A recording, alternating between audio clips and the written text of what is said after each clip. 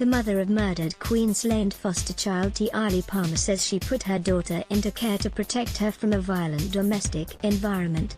But Cindy Palmer's decision ultimately left the 12-year-old in the care of a man who would murder her, and involve his entire family in a complex plot to cover up the crime. Tiahleigh's foster father Rick Thorburn was sentenced to a minimum 20 years in jail on Friday, after admitting he killed the girl because his own son, Trent, had been having sex with her and feared she might be pregnant. Trent was ultimately jailed for incest, while Thorburns' other son, Joshua, and wife Julian, also served jail time for covering up the murder. Ms. Palmer says she still believes she did the right thing when she went to Queensland authorities, seeking a safer home for Tiahleigh, who was 7 at the time. She felt the very severe domestic violence situation she was living in at the time could get her killed, and wanted her child to be safe. I actually went to the department for help because I realized that one day I was just going to die and she was just going to be left there by herself, Ms. Palmer told the 9 Network's 60 Minutes program.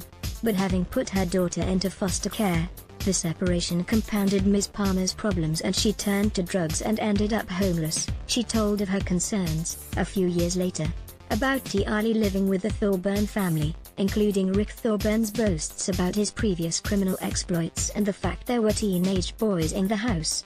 The first ever time that I met Rick, the first words that came out of his mouth were about how he was in a gang when he was younger and he was running guns and prostitutes. And he was proud of this, she said. Ms. Palmer said she'd received death threats over her decision to put Tiahleigh in care, but says she didn't kill her daughter. I've worked really hard not to be that person anymore, but I guess maybe it is a little bit of guilt because obviously I was meant to be a mother and I should have made better choices. The interview included recordings of the Thorburn family finally admitting to police that they'd lied to cover up the schoolgirl's killing.